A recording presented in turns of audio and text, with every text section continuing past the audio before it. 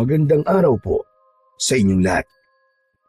Ang kwentong inyong mapapakinggan ay tungkol sa binatang si Gavino na piniling lisanin ang kanilang baryo at talikuran ang pagiging antingero para sa mas tahimik na buhay sa Maynila. Ngunit nang dahil sa isang manghuhula at paulit-ulit na panaginip ay nagdesisyon si Gavino na bumalik sa Leyte kasama ang matalik niyang kaibigan na si Romar. At doon niya nalaman na isang malakas na aswang ang aksidenteng nabuhay ng kanyang ama na si Arman dahil sa maling orasyon. Ano-anong pagsubok ang sasalubong kay Gavino sa pagbabalik niya sa kanilang baryo? Magagawa pa ba niyang mapatunayan na isa siyang magiting na antingero, gayong ang parting yun ng kanyang pagkatao ay matagal na niyang tinalikuran? Ngunit bago po ang lahat, mga idol, huwag po nating kakalimutang mag-subscribe at i-hit ang notification bell sa aking YouTube channel na The Voice Addict at Apong Isaak para sa mas marami pang makapigil hininga na kwentong aswang at katatakutan mula sa mundo ng kababalaghan. Umpisahan na po natin ang kwento. Uy, pare! Ano ba? Walang iya. Bakit kanina ka pa dyan sa harap ng salamin? Kahit na anong ayos mo dyan sa buhok mo, hindi ka na magiging kasing gwapo ko. Sandali lang naman. Sinisiguro ko lang naman na mapapatingin ng lahat ng babae sa akin sa pagpunta natin sa mall. Sos, sa akin pa rin titingin ng mga babae kahit anong pagpapapogi na gawin mo. Joke lang. Alam ko namang mas gwapo ka sa akin Pero bilisan mo na nga at magsasarado ng mall. 2 oras na lang ang meron tayo. Sayang naman yung sale ngayon. Mahaba pa ang 2 oras. Saka, hindi naman malayo dito ang mall, no? Tsaka tapos na ako, kaya wag ka nang magalit. Tara na. Ay, sandali lang pala. May isusuot pa pala ako. Alin? Yung anting-anting mo? Ano pa ba? Alam mo namang hindi ako pwedeng lumabas nang hindi ko yung suot, no? Mula sa drawer na nasa ilalim ng salamin ay kinuha ng binatang si Gavino ang isang kwintas na may palawit na gawa sa tanso. Hugis at sulok yun na may mga nakaukit na simbolo. Isinabit niya yun sa kanyang leeg at saka siya umusal ng tahimik na orasyon. Alam mo, Gavino, minsan naiisip ko na isa kang mangkukulam dahil sa anting-anting mo na yan. Baka mamaya niyan dinadasalan mo na ako Sira ulo. Porke ba may anting-anting mangkukulam na kagad? Palibasa dito ka sa Maynila lumaki, kaya iniisip mo sa may mga ganito ay mangkukulam. Proteksyon lang to sa masasamang bagay sa paligid. Oo na. Masyado nang humahaba ang usapan natin. Tara na, umalis na tayo. At nasasayang lang ang oras. Natatawang lumabas si Gavino ng apartment na inuupahan nila ni Romar. Isinarado ni Romar ang pinto at agad nilang pinara ang isang tricycle.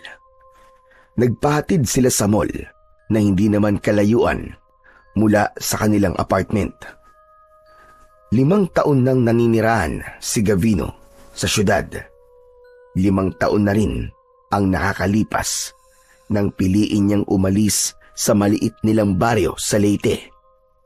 Sa lugar nila ay kilalang antingero si Gavino. Ang tatay niya ang nagturo sa kanya sa paggamit ng iba't ibang anting-anting, agimat at mutya. Nais ng tatay ni Gavino na sundan niya ang yapak nito. Nung una ay pinagbigyan niya ang kanyang ama, pero iba talaga ang nais niyang gawin. Gusto ni Gavino na mamuhay ng normal, kaya umalis siya sa baryo nila at nakipagsapalaran sa syudad. Sa syudad ay nakapasok si Gavino sa isang call center company at doon niya nakilala ang kaibigan niya na si Romar. Nang makarating sina Gavino at Romar sa mall, ay agad silang bumili ng mga nakasale na damit. Mas maraming binili si Romar, kaya nang lumabas sila ng mall, ay mas maraming bitbit na paper bag si Romar. Hindi na ako makapaghintay na masuot lahat ng mga sapatos na binili ko, pare. Lahat kasi magaganda tapos napakamura pa. Mura nga, pero marami ka naman binili, kaya magastos pa rin. Hindi ko nga alam kung bakit 4 na pares ng sapatos ang binili mo eh. Ano bang tingin mo sa sarili mo, octopus? Kapag inggit, pikit na lang kasi. Huwag nang maraming sinasabi. Hoy, hindi ako naiinggit sa'yo, no? Okay na ako sa 2 sapatos ko. Saka alam mo naman na nagtitipid ako kasi kailangan ko magpadala ng pera sa amin kada buwan, di ba? Wala namang masama na i-treat mo ang sarili mo kahit paminsan-minsan, pare. Pinaghirapan mo naman ng perang kinikita mo, ah. Sa'yo kasi, hindi pa minsan-minsan. Ginagawa mong buwan-buwan. Oo nga pala, bukas, kailangan ko pala magpadala ng pera sa amin. Pare, napansin ko lang, panay ka padala sa inyo, pero hindi ko pa nakikitang umuuwi ka sa Leyte. Bakit ba parang ayaw mo yatang umuwi sa inyo? Hindi ba simula nang pumunta ka rito sa Maynila hindi ka pa umuuwi sa inyo kahit isang beses? Ayokong umuwi ron. Kasi baka hindi na ako paalisin ng tatay ko. Pero sige, sasabihin ko na sa iyo ang dahilan pero huwag kang tatawa o mawiwirduhan ha. Hindi, promise. Ano ba yun?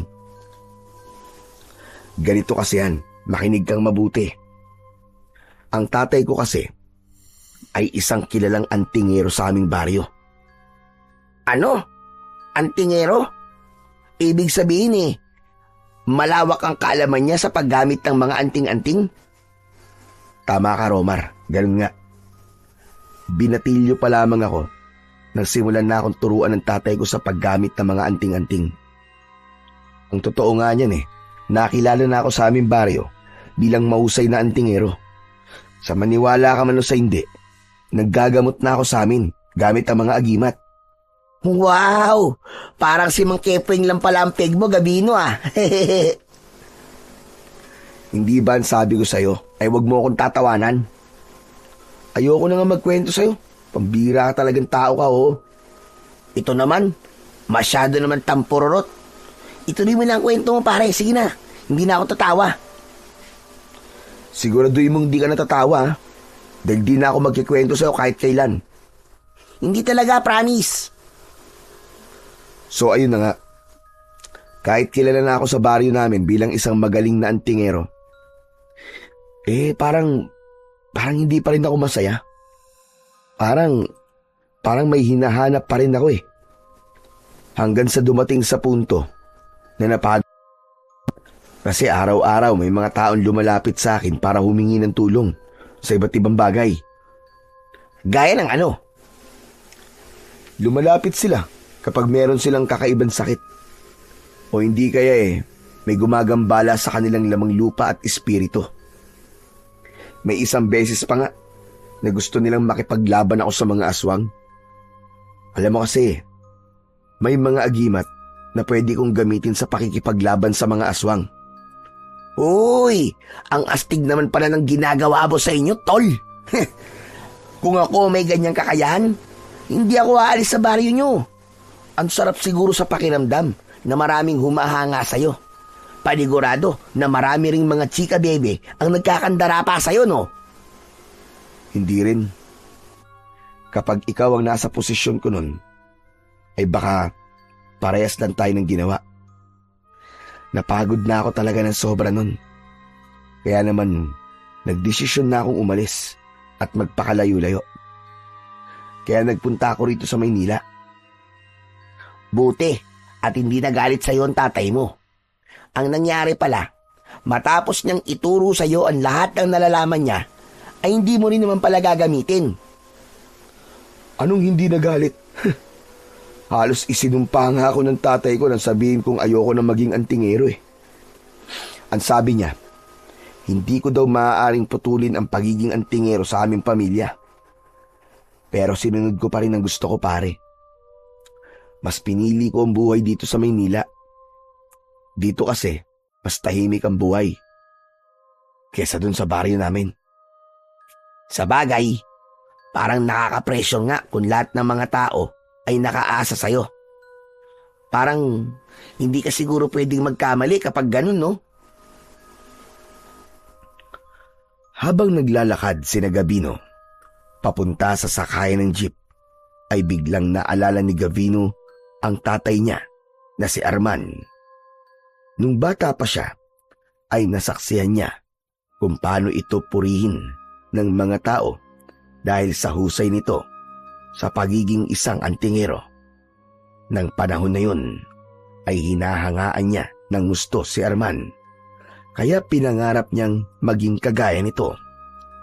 Ngunit nang lumaki na siya at nasa posisyon na siya ng kanyang ama, ay doon niya napagtanto kung gaano kahirap ang ginagawa nito. Malapit na sina Gavino sa sakayan ng jeep nang isang matandang babae ang nakita nila na nasa gilid ng kalsada. May maliit na lamesa sa harapan ng matanda at nakabihis ito ng makulay na damit. Lalagpasan sana ni Gavino ang matanda nang bigla yung magsalita. Baka gusto niyong magpahula sa akin, mga utay. Magaling po ba kayo manghula, Lola? Bakit hindi niyo subukan? Sige nga, hulaan mo nga kung magpapahula ako sa inyo. Hindi ka magpapahula sa akin dahil wala ka ng pambayad. Ibinili mo na ng mga walang kwentang bagay ang perang meron ka. Kaya magpapalibre ka ng pamasahe pauwi sa binatang kasama mo. Aba? Teka, ang galing niyo naman. Paano niyo nalaman yun? Gavino, ikaw muna ang bahala sa pamasahe ko pauwi ha. Kahit bariya kasi wala na ako rito eh. Anak ng... Tara na pare. Paano hindi niya masasabing wala ka ng pera? Nakita niya ang mga dala mo. Alam niyang marami kang binili. Kaya wala ka na talagang pera, no? Sandali lang, pare. Magpapahula lang ako. Manang, magkano po ba ang pahula sa inyo? 100 peso labang. Kada tanong. Pare, pautang naman ako ng 100 oh. Sige na. Ay nako, bahala ka nga sa buhay mo. Sige na, magpahula ka na at ako nang bahalang magbayad. Salamat pare napakabait po talagang kaibigan. Manang, hulaan mo nga kung kailan ako magkakaroon ng nobya. Akin na ang palad mo. Inilahad ni Romar ang palad nito sa manghuhula. Hinawakan naman yun ng matandang babae at tinitigan ito ang palad ni Romar. Napailing na lamang si Gavino at alam niya na nagsasayang lang siya ng oras at pera sa manghuhulang yun. Hindi dahil sa wala siyang paniniwala sa mga manghuhula. Ang totoo ay may ilang mahuhusay na manghuhula din sa baryo nila. Pero para sa kanya, ang mga manghuhula sa syudad ay mga peke at nagpapanggap lamang para kumita ng pera. Ano naman ang tagal niyo namang magsalita? Huwag kang masyadong mainipin. May nakikita na ako sa palad mo. Magkakaroon ka ng nobya kung pupunta ka sa ibang lugar. Isang malayong lugar na malayo sa lugar na kinasanayan mo. Ha? Hindi ba pwedeng dito ako sa Maynila makakahanap ng nobya? Abay, bakit mas marunong ka pa sa akin? Yun ang nakikita ko sa palad mo. Kaya ko mananatili ka sa lugar kung saan ka naninirahan, ay walang pag-asa na magkaroon ka ng nobya. Nasa ibang lugar ang babaeng nakalaan para sa iyo. Ang pangit naman ang hula niyo sa akin, Manang. Wala kang magagawa dahil yon ang nakita ko sa iyong palad. Sige na pare, bayaran mo na nga to si Manang. Inilabas ni Gavino ang kanyang wallet. Humugot siya roon ng 100 piso. Nang iabot niya yun sa manghuhula, ay agad nito yung kinuha. Pero naglapat ang kanilang mga kamay. Tila napapasong binawi ng manghuhula ang kamay nito. At hindi makapaniwalang tinignan si Gavino. Bakit po? May problema po ba, Manang? May nakita ko sa iyo na magyayari sa iyong hinaharap. Manang, wag niyo na pong sabihin kung ano man nung nakita niyo. At baka pagbayarin niyo pa po ako eh. Hindi mo na kailangan magbayad. Ang mga ganitong pagkakataon para sa akin ay bibihira. Teka. Bakit libre sa kanya, Manang, tapos sa akin may bayad? Pambihira, oh. Ano to, favoritism? Manahimik ka. Hindi ikaw makinakausap ko. Masyado ka madaldal. Ang sungit nyo naman. Wala magpapahula sa inyo kung ganyan ang ugali nyo. Manang, okay na po. Hindi niyo na po kailangan sabihin sa akin ang nakita niyo. Kailangan mong magbalik sa lugar kung saan ka nagmula. Isang hindi magandang balita ang sasalubong sa iyo. Isang bagay ang kailangan mong gawin sa lugar na yon. Dapat mong itama ang pagkakamali ng isang taong malapit sa iyo. Salamat po, Manang. Romar, tara na. At baka hindi na natin maabutan ang last trip ng jeep. Maniwala ka sa akin sinasabi. Kailangan mo bumalik sa lugar na yon bago pa mahuli ang lahat. Maniwala ka! Hindi na sumagot si Gavino sa sinabi ng matandang manghuhula. Naglakad na sila ng kaibigan niyang si Romar papunta sa sakayan ng jeep. Sakto na pagdating nila roon ay 2 na lamang ang kulang na pasahero sa nag-iisang jeep na naroon. Kaya nang sumakay sila ay agad yung umandar paalis. Hindi binigyan ng pansin ni Gavino ang mga sinabi ng manghuhula sa kanya. Para kasi sa kanya ay hindi yun tumutugma sa kung anong nangyayari sa buhay niya. Halos hating gabi na nang makabalik sina Gavino at Romar sa kanilang apartment na inuupahan. Naupo si Gavino sa sofa at binuksan niya ang telebisyon. Maya-maya pa ay tumabi si Romar sa kanya. Pare, sa tingin mo ba totoo yung hula sa akin na kailangan ko magpunta sa ibang lugar para magkaroon ako ng nobya? Aba, malay ko. Pwedeng totoo, pwede rin hindi. Kaya nga hula, di ba? Hindi siya sigurado kasi hula lang. Ewan ko. Parang legit naman si Manang eh. Yung hula niya sa'yo, pare. Parang tugma sa'yo, di ba? Ang sabi niya, kailangan mong bumalik sa lugar kung saan ka nagmula.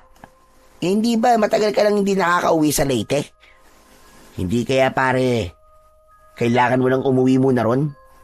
Sus, malamang kaya niya yung nasabi ay dahil sa mukha kong probinsyano.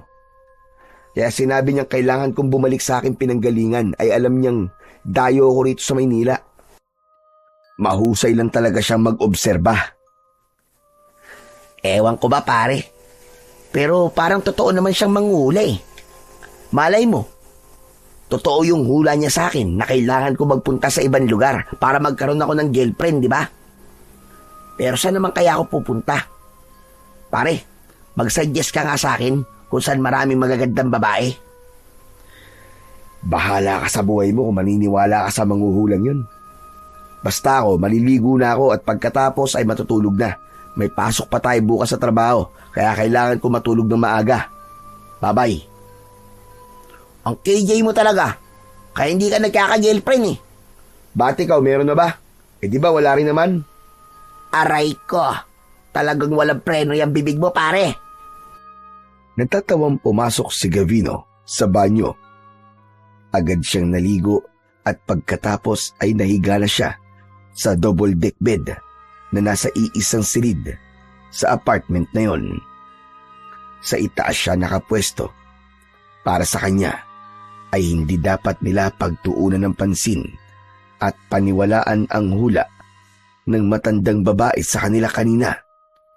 Naniniwala siya na ang kapalaran ay ang tao mismo ang gumagawa at walang ibang makakaalam ng mga mangyayari sa hinaharap, kundi tanging ang Diyos lamang. Wala pang isang oras, simula nang makatulog si Gavino, ay dinalaw siya ng isang panaginip. Sa kanyang panaginip ay nasa harapan siya ng bahay nila sa Leyte. Nagtaka siya sapagkat maliwanag sa loob ng kanilang bahay kahit wala siyang nakikitang tao. Naglakad si Gavino papasok sa bahay at nagimbal siya nang may kabaong na nasa gitna ng sala.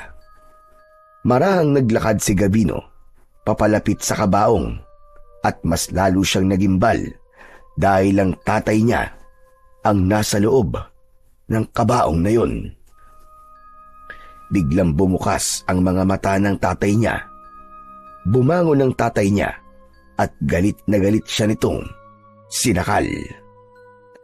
Nagising si Gavino mula sa panaginip na yon dahil sa boses at pagtapik ni Romar sa kanyang pisngi. Uy! Uy, pare, gising! Binabangungot ka! Aray ko! Tama na nga pagsampal mo sa akin. Gising na ako. Kanina pa kasi kita ginigising eh. Pero hindi ka magising-gising. Kaya pinagsasasampal na kita. Ano? May kailangan ka ba? Tubig? Gusto mong tubig? Sandali, kukuha lang ako. Nagmamadaling lumabas si Romar ng kwarto. Pinagpapawisan ng malamig si Gavino habang malakas ang kabog ng kanyang dibdib. Hindi mawala sa utak niya ang maputlang muka ng tatay niyang si Mang Arman habang nasa kabaong yun. Maging ang pagsakal nito ay tila nararamdaman pa rin niya kahit panaginip lamang ang lahat. Bumalik si Romar na may dalang isang baso ng malamig na tubig. Agad yung kinuha ni Gavino at inubos. O ano? Kumusta ang pakiramdam mo? Gusto mo pa ba tubig? Hindi. Okay na, medyo okay na ang pakiramdam ko. Grabe! Kinabahan naman ako kanina sa'yo, pare. Akala ko hindi ka na magigising eh. Umuungol ka tapos nanginginig pa ang katawan mo habang natutulog. Hey, para ka na e-exorcist ah. Magpasalamat ka dahil gising pa ako. Kilala mo naman ako natulog mantika, di ba? Kahit may sunog o lindol, hindi talaga ako magigising. Salamat, Romar, ha? Salamat dahil ginising mo ko. Napakasama na panaginipan ko, pare. Parang hindi na nga yung panaginip eh, kundi isang bangungot na. Ano ba kasi na panaginipan mo? Nakita ko ang tatay ko, pare, nasa loob ng kabaong. Tapos, bigla siyang bumangon. Tapos sinakal niya ako. Anak nang, mukhang taba nga yung sinasabi sa'yo ng manghuhula, Gavino. Ha? Ano ba sinabi niya? Nakalimutan ko na kasi hindi ko masyadong iniintindi ang mga sinabi niya kanina sa atin eh. Ang sabi ng manghuhula ay kailangan mo raw bumalik sa pinagmulan mo at may masamang balita na sasalubong sa'yo. Tapos, dapat mo raw itama ang pagkakamali ng isang tao na malapit sa'yo. Malinaw pare na dapat kang bumalik sa Leyte. Naisip ko rin na baka yung masamang balita na sasalubong sa'yo kapag nagbalik ka na ron ay konektado sa napanaginipan mo ngayon. Ibig mo ba sabihin baka patayin ang tatay ko? Hindi naman siguro, pare. Hindi literal ang panaginip, pare. Siguro ay may masama lang na nangyari sa kanya. Pero hindi ibig sabihin na patay na siya. Biglang natahimik si Gavino sa mga narinig niya mula sa kaibigan niyang si Romar. May kung anong kilabot ang dumaloy sa kanya nang mapagkonekta niya ang kanyang panaginip at ang sinabi ng manghuhula. Bago siya bumalik sa pagtulog, ay nagdasal muna siya na sana ay walang masamang mangyari sa kanyang ama. Kahit galit ito sa kanya dahil sa pag-alis niya sa baryo nila, ay hindi niya maitatanggi na mahal niya ito. Simula noon ay paulit-ulit na napapanaginipan ni Gavino na patay na ang kanyang ama. Nang dahil sa pangyayaring yun, ay hindi na siya mapalagay at sa mga sumunod na araw ay lalo lang siyang nabahala. Hindi niya magawang makapagtrabaho ng maayos dahil palaging laman ng isip niya kung ano na ang nangyayari sa kanyang ama na nasa Leyte. Dahil sa hindi mapawi ang kanyang pag-aalala, nagpasya siyang mag-file na ng leave sa kumpanyang pinagtatrabahuan niya. Agad namang pinayagan si Gavino ng 3 linggong bakasyon. Kahit paano ay nakahinga siya ng maluwag at sa isip niya ay yun na ang tamang panahon para umuwi siya sa Leyte at malaman ang totoong kalagayan ng kanyang ama. Sabay na lumabas sina Gavino at Romar sa gusali kung saan sila nagtatrabaho. Sumakay sila ng jeep at pagkababa ay dumaan muna sila sa karinderya upang bumili ng ulam at kanin na siyang kakainin nila para sa hapunan. Pagdating ng dalawa sa apartment ay naghain na si Gavino habang si Romar ay nagpalit ng damit. Maya-maya pa ay magkasama ng pinagsasaluhan ng magkaibigan ang mga pagkain na binili nila sa karinderya. Alam mo ba, Romar, napapanaginipan ko pa rin ang tatay ko. Tapos, palagi siyang patay sa panaginip ko. Pahiwatig kasi yan, pare. Kailangan mo na talagang umuwi sa Leyte para malaman mo kung ano ang nangyayari sa tatay mo. Hindi ba? Wala naman silang cellphone doon. Kaya hindi mo sila matatawagan o matext man lang. Kaya kung ako sa'yo, mag-leave ka na. Habaan mo na para makapag-banding na rin kayo ng tatay mo. Bumawi ka sa kanya kasi ang tagal mong hindi umuwi sa inyo eh. Ang totoo niyan, paring Romar, nag-file na ako ng leave. 3 linggo muna akong hindi papasok sa trabaho. Tama ka. Naisip ko rin na habaan ang araw na naroon ako sa amin para magkasama kami ni tatay ng matagal-tagal. Gusto ko na bago ako bumalik dito sa Maynila ay hindi na siya galit sa akin. Ano? Nag-leave ka na pala? Kailan ang uwi mo sa Leyte, pare? Sa Sabado na, pare. Pero papasok pa ako ng Biyernes. Barko na lang ang sasakyan ko para mas mura. Alam mo, magkaibigan talaga tayo. Alam mo bang nag-leave na rin ako? Ha? At bakit ka naman mag-leave? Uuwi ka rin ba sa probinsya nyo? Hindi, pare. Gagawin ko kasi yung hula sa akin ng matandang babae. Gagamitin ko ang leave ko para magpunta sa ibang lugar. Malay mo, kung saan man ako magpunta ay makikilala ko na ron ang babaeng makakasama ko habang buhay. Nakakakilabot ang kakornian mo, pare. Pero seryoso ka ba talaga? Nag-leave ka rin? Oo nga. Bakit ba ayaw mo maniwala seryoso ako? At seryoso rin ako na hahanapin ko sa ibang lugar ang susunod kong magiging nobya. Ay nako, bahala ka na nga. Kung yung trip mo sa buhay at sasayangin mo ang leave mo para sa paghanap ng nobya, ay hindi ako makikialam sa'yo. Suportahan mo na lang kasi ako, pare. Saan ka naman pala pupunta? Yun na nga eh. Wala pa akong maisip na lugar eh. Hanggang ngayon, nag-iisip pa rin ako. Saan kaya maganda, no? Teka. Hehehe, alam ko na. Alam ko na kung saan ako pupunta. Saan? Sa Leyte. Sasama na lang ako sa'yo, Gabino. 2 na lang tayo magpupunta sa Leyte. Mas makakatipid pa ako kasi libre ang titirang ko sa kapagkain. Pwede naman yun, di ba? Ibang lugar pa rin yun, dito sa Maynila. Romar, hindi ako uuwi sa amin para magbakasyon. Uuwi ako para masiguro kung ayos ang tatay ko ron. At para magkaayos na rin kaming 2. Istorbo ka lang dun. Di gawin mo ang gagawin mo ron. Ako naman, doon ako maghahanap na magiging nobya ko. Hindi ba sabi nila marami raw magaganda sa Leyte. Hindi na magagandang babae, kundi maganda rin ang mga pasyalan. O ano pare, pumayag ka na. Ayaw mo ba nun? Magkasama pa rin tayo sa live natin. Paniguradong masaya yon. Aray ko. Oo na.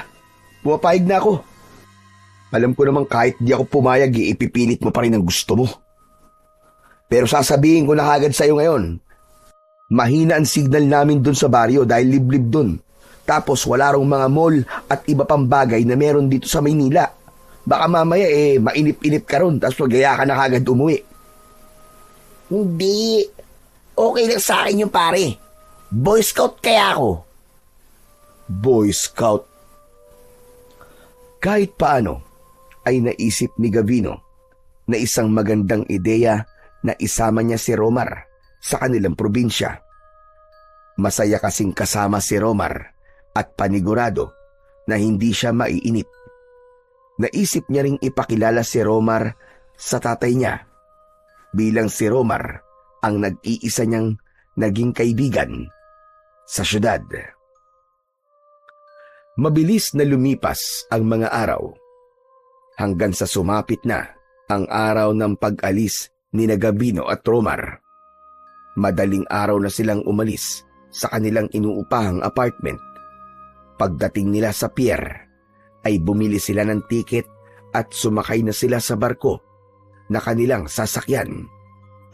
Nang umandar na ang barko, ay nagpasya si Gavino na umakyat sa itaas ng barko upang magpahangin at mag-isip. Nang marating niya ang deck, ay sinalubong siya ng malamig na hangin mula sa dagat.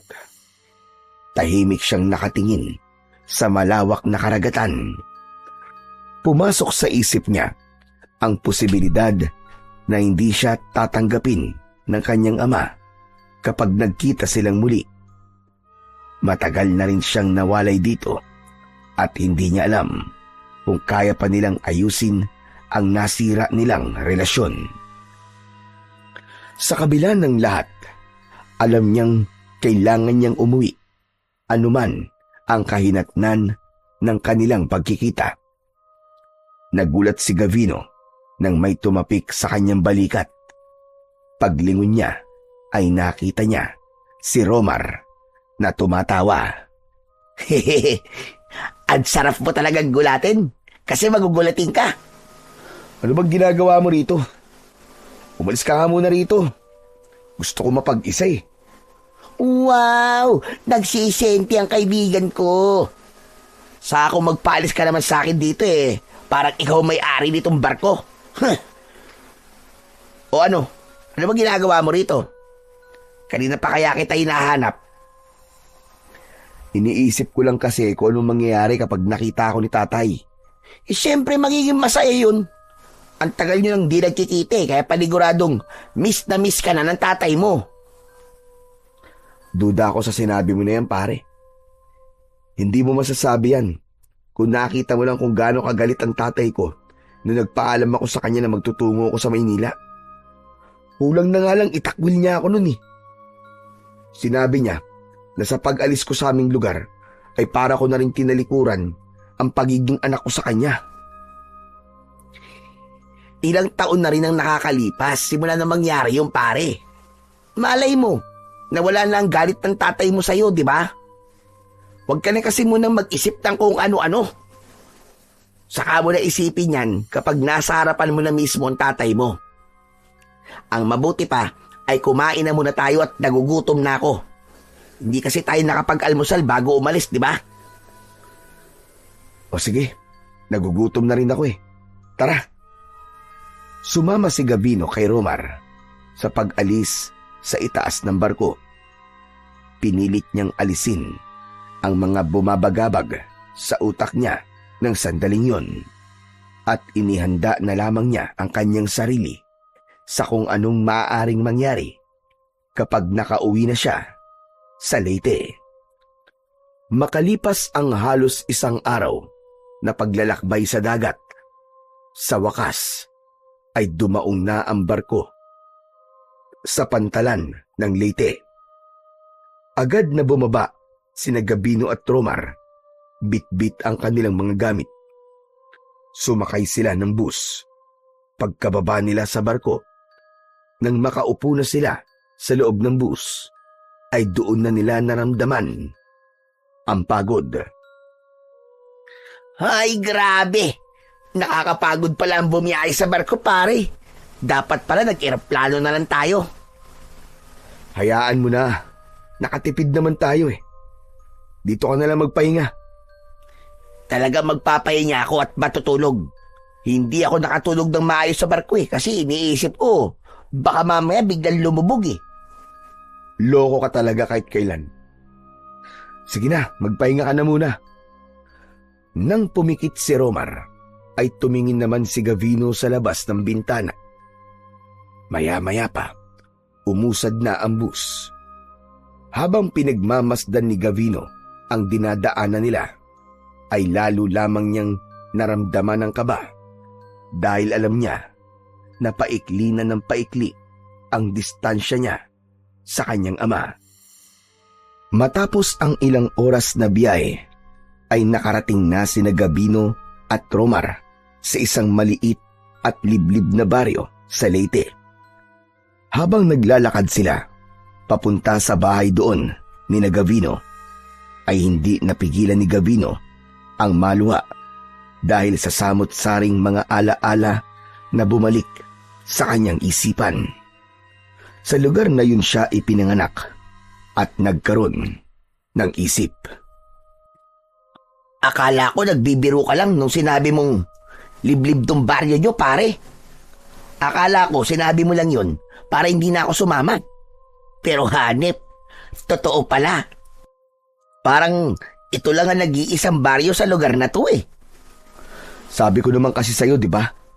Akala mo kasi palagi ako nagbibiro eh. Tapos, wala na rin signal ang cellphone ko oh. Kahit isang bar, wala eh. Masyado kasing malayo ang baryong to sa bayan, kaya ganun. Pero, pare, malayo pa ba tayo sa bahay nyo? Medyo malapit na pare. Nasa bandang dulo pa kasi ang bahay namin eh. Eh di malayo pa pala. Ay, gusto ko na magpahinga. Pagod na ako. Ang sakit na ng mga paa ko kakalakad eh. Sa gitna ng paglalakad ni Gavino ay isang matandang lalaki ang kanilang nakasalubong. Kilala ni Gavino ang naturang matanda. Yun ay si Mang Sandro, na kilalang manggagamot sa kanilang lugar. Bumakas ang gulat sa muka ni Mang Sandro pagkakita kay Gavino na parabang nakasalubong ito ng multo sa gitna ng katirikan ng araw. Mang Sandro! Mang Sandro! Kumusta na po? Ang tagal na po ng huli nating pagkikita. Gavino! Gavino, ikaw ba yan, iyo? Opo, ako nga po ito, Mang Sandro. Bakit parang gulat na gulat po kayo? Ang akala niyo po ba hindi na po ako babalik dito? Yun ang akala ko.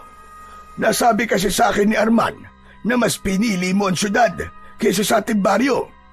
Ibig sabihin ba mananatili ka na rito? Hindi po, Mang Sandro. 3 linggo lang po siguro ako rito. Ay, Mang Sandro, si Romar nga po pala, kaibigan ko. Romar, siya si Mang Sandro. Siya ang pinakamagaling na manggagamot dito sa amin. Kahit anong sakit, hulam o barang, kayang-kaya niyang gamutin yun. Talaga? Marunong po ba kayong manggayuma, Mang Sandro? Huy, tumigil ka nga, Romar. Hindi gumagawa ng ganyang mga bagay si Mang Sandro. Tumutulong lang siya at hindi siya namemerwisyo sa ibang tao. Nagtatanong lang naman eh. Nagagalit ka na kagad dyan.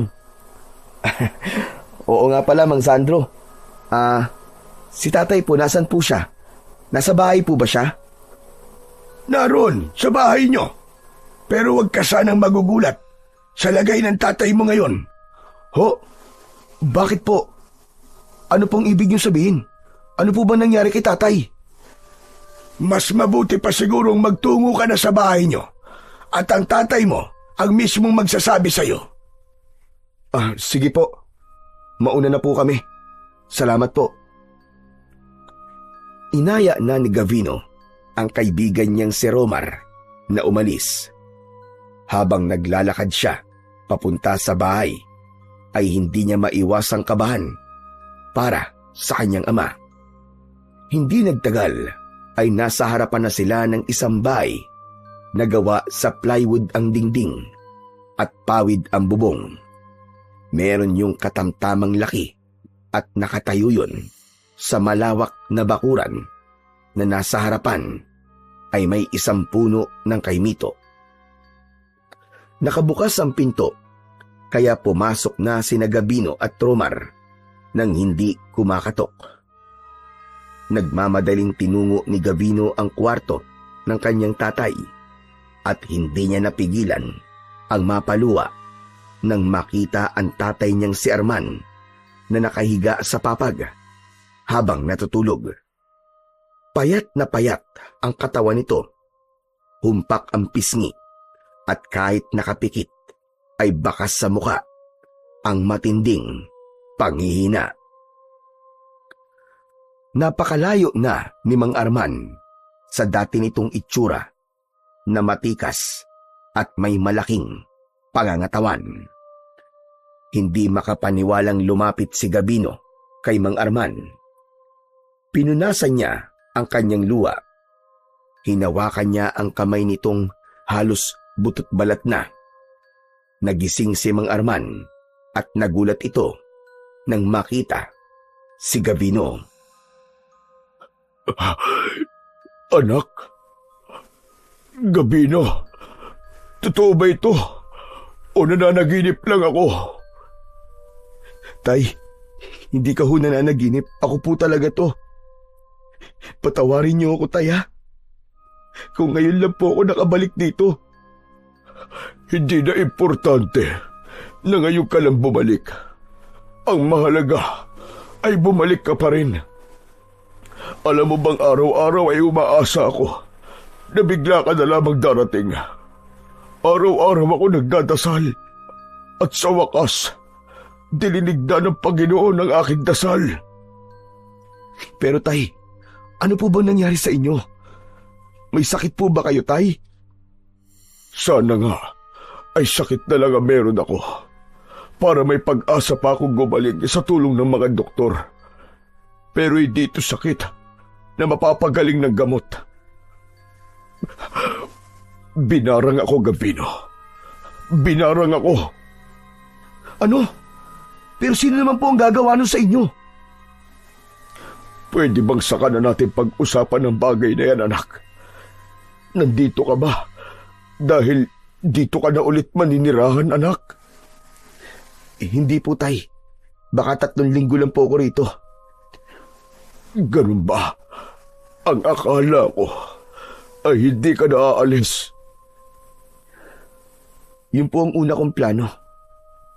Pero nang makita ko po ang kalagayan nyo, ay baka hindi po muna ako umalis, tay. Hindi ko po kayo kayang iwan ng ganyan ho kayo. Gabino, anak.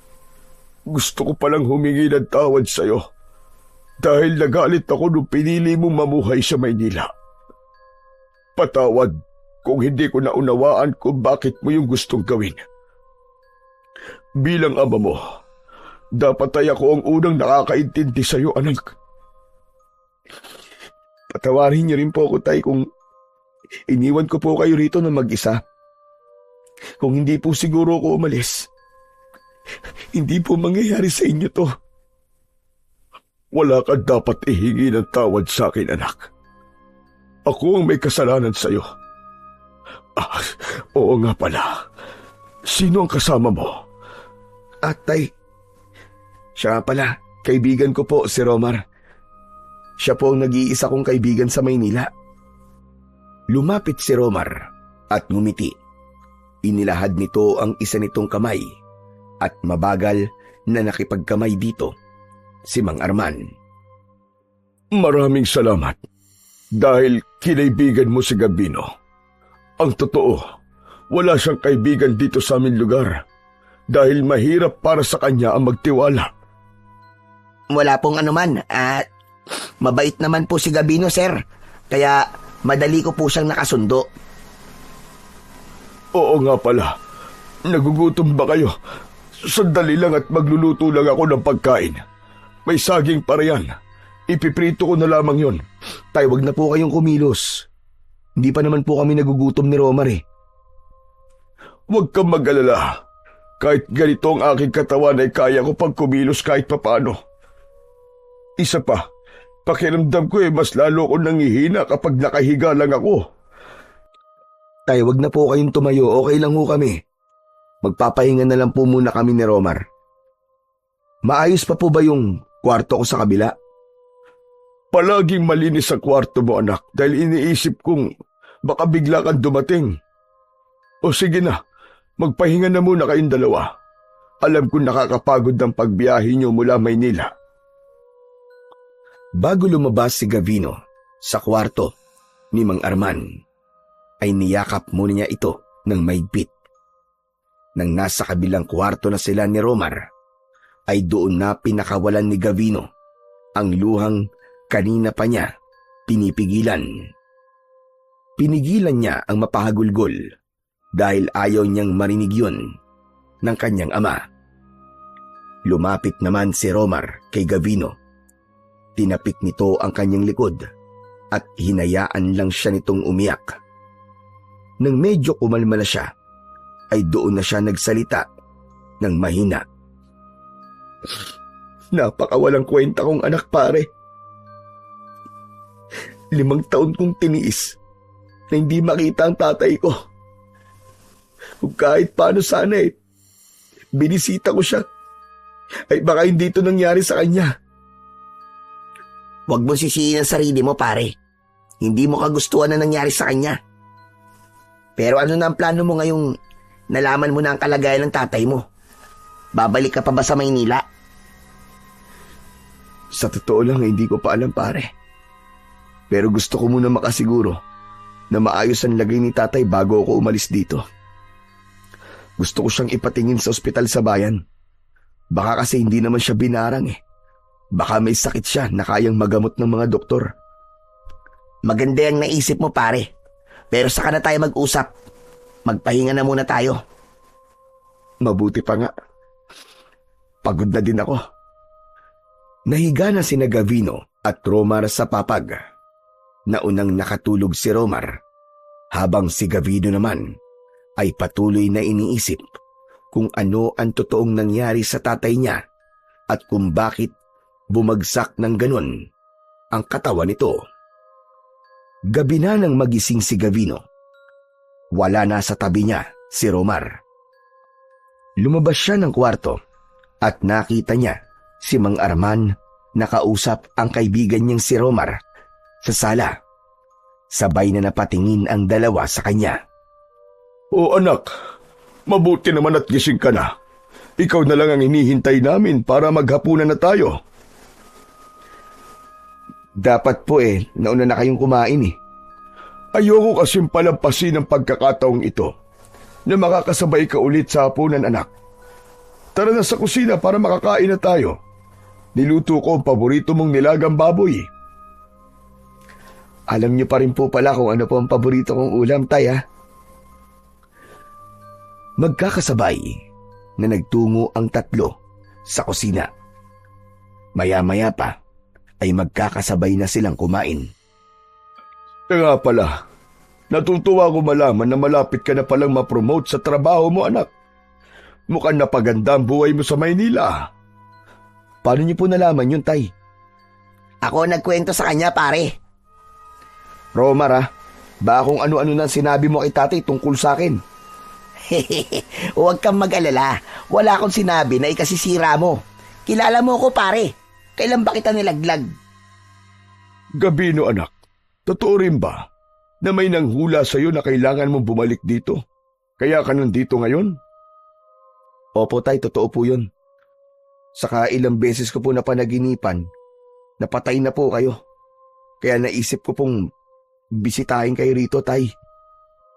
Kung hindi ka pala nahulaan ng ganun at hindi mo ako napanaginipang patay, ay di ka na babalik dito, tama ba? Hindi naman po sa ganun, tay. Ang totoo po niyan ilang beses ko na rin pong naisip na bisitahin kayo. Kaya lang po palagi ko pong naiisip na baka galit pa rin po kayo sa akin hanggang ngayon. Ayoko po kasing uuwi rito tapos mag-aaway lang po tayo. Ganun ba? Naiintindihan naman kita, anak.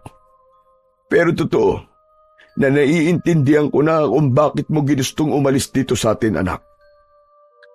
Masyado ka nang napagod sa mga nais na mga tao na gawin mo. Ginusto kong maging kagaya kita. Pero hindi ko naisip na meron ka't sariling pagpapasya para sa sarili mo. Suot mo pa rin pala ang anting-anting na ibinigay ko sa'yo nung 21 mong kaarawan. Akala ko tinapon mo na yan. Hindi ko po to kayang itapon, tay. Kapag suot ko po kasi to, hindi ko lang nararamdamang protektado ko mula sa masasamang bagay sa paligid. Kundi pakiramdam ko po, ay kasama ko rin po kayo. Natuwa naman ako sa sinabi mo. Pero alam mo bang, hindi lang proteksyon sa masasamang bagay ang kaya ng anting-anting na yan, anak. Ibinigay ko yan sa'yo dahil nararamdaman ko na magagamit mo yan pagdating ng tamang panahon para sa pakikipaglaban sa mga aswang. Aswang? At bakit naman po ako makikipaglaban sa mga aswang? Hindi ko rin alam. Hindi kasi natin alam kung ano ang mangyayari sa hinaharap. Gusto ko lang ay handa ka kapag dumating ang panahong yon. Ang anting-anting na yan ay kaya kang bigyan ng kakaibang lakas at husay sa pakikipaglaban sa mga aswang. Naputol ang pag-uusap nila nang may marinig silang pagkatok sa pinto. Si Gavino ang tumayo para buksan yon at nakita niya si Mang Sandro sa labas. May dala yung isang bayong. Oh, magandang gabi po, Mang Sandro. Ano pong sadya nyo? Ang tatay mo ang sadya ko, Gabino. Nasa loob po siya. Pasok po kayo. Tay, nandito po si Mang Sandro. Pumasok si Mang Sandro at dumiretso na ang matanda sa kusina. Kapansin-pansin ang pagkabahala sa muka ni Mang Arman. Mang Sandro, pwede bang sa ibang araw ka na lamang bumalik? Hindi maaari, Arman. Alam mo naman na tuwing ganitong araw ay kailangan kitang orasyonan at gamutin. Sandali lang po. Tungkol po ba to sa pagbarang kay tatay? Oo, linggo-linggo ay kailangan kong bigyan ng orasyon ang tatay mo. Masyadong malakas ang barang sa kanya at kung hindi ko ito gagawin, ay baka mamatay siya. Mang Sandro naman, huwag niyo naman pong takutin ang anak ko. Bakit? Hindi yung ba sinasabi sa anak mo kung gaano kaseryoso ang nangyayari sa'yo? Teka. Ano po bang nangyayari kay tatay? Ano po ba talaga ang lagay niya? Mang Sandro, ikaw na ang bahalang magsabi ng lahat kay Gabino. Binabarang ang tatay mo, Gabino.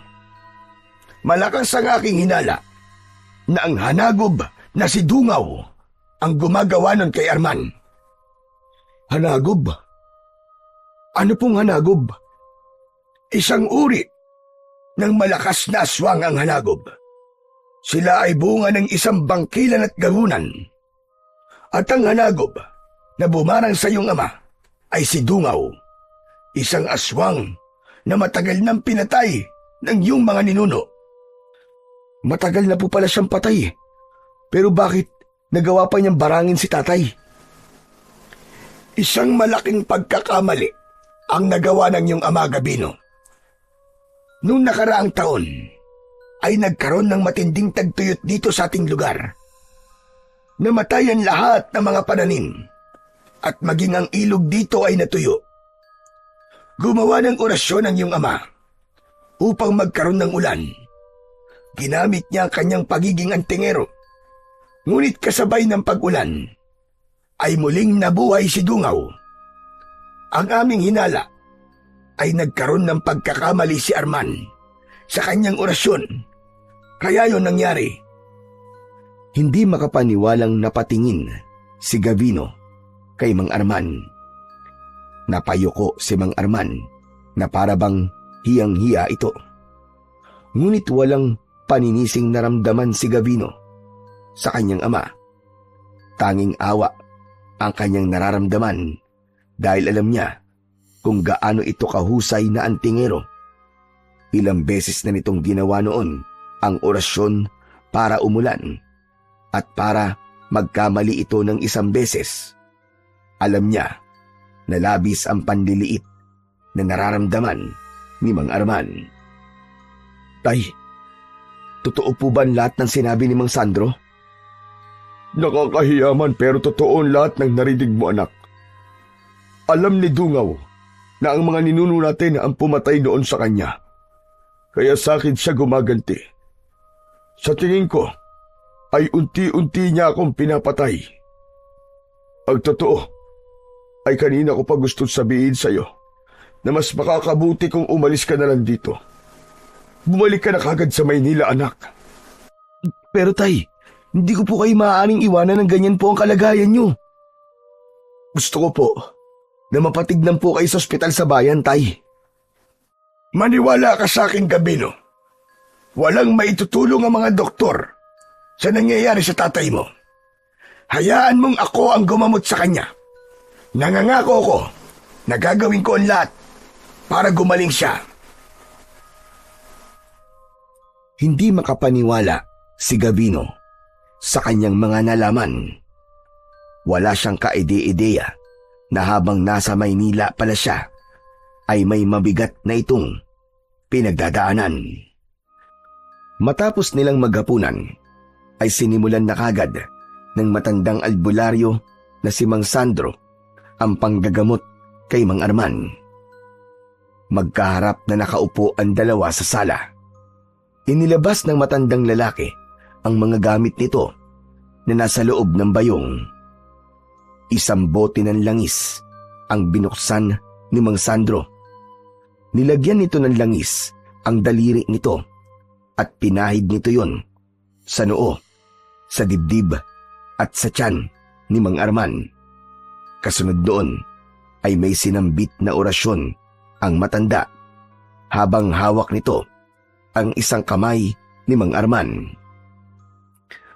Maya-maya pa, biglang napasigaw si Mang Arman na tila may matinding kirot na dumadaloy sa buo nitong katawan. Napaliyad pa ito. Mang Sandro, ano po nangyayari kay tatay? Huwag mo akong abalain. Pinipilit kong alisin ang barang sa kanya. Pero, nasasaktan na po siya. Tama na po, Mang Sandro. Baka kung ano po mangyari sa kanya. Sinabi ko naman na manahimik ka muna. Biglang nawalan ng malay si Mang Arman. Napahiga ito sa upuan. Tagaktak ang pawis sa mukha nito. Nagmamadaling nilapitan ni Gabino ang kanyang ama. Kahit paano ay nakahinga siya ng maluwag nang malaman niyang may pulso pa ito. Bigo na naman ako. Hindi ko pa rin naalis ang barang.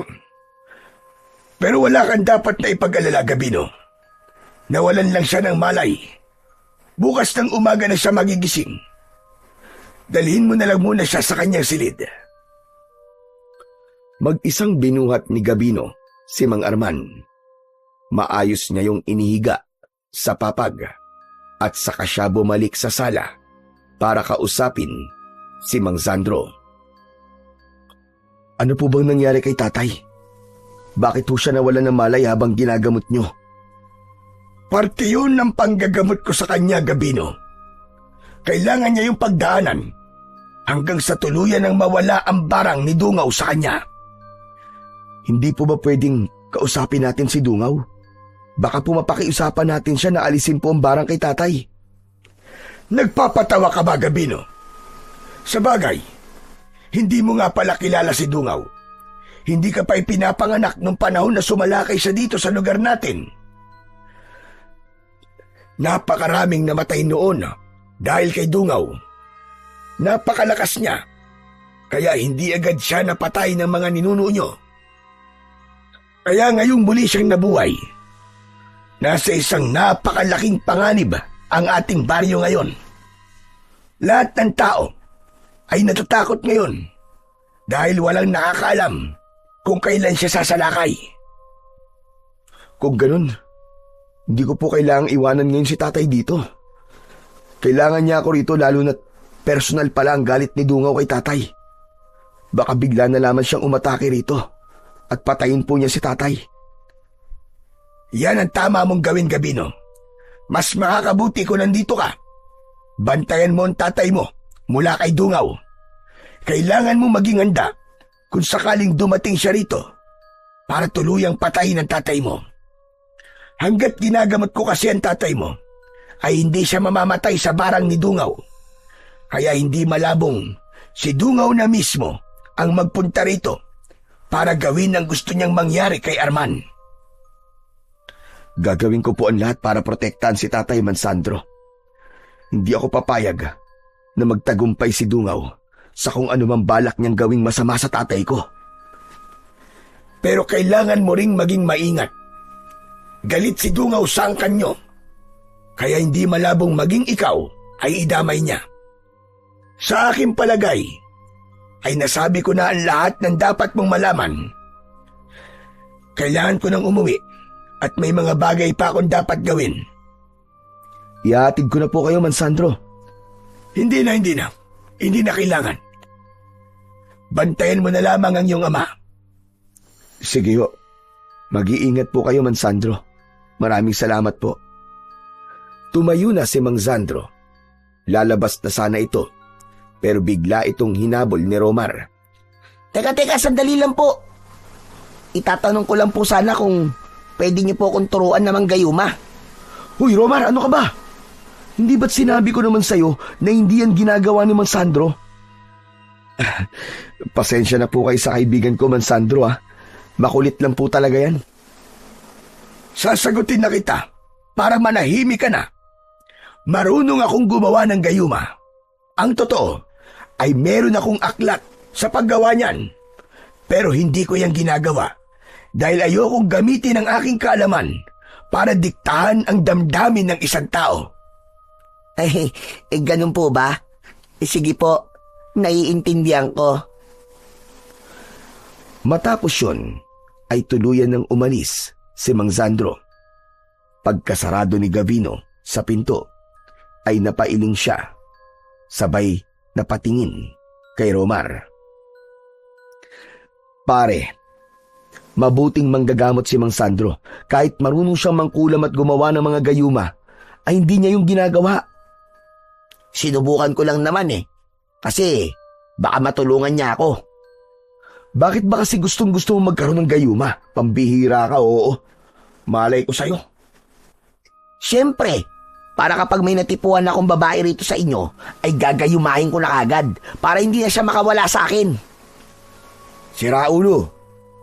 Mali ang iniisip mo, pare.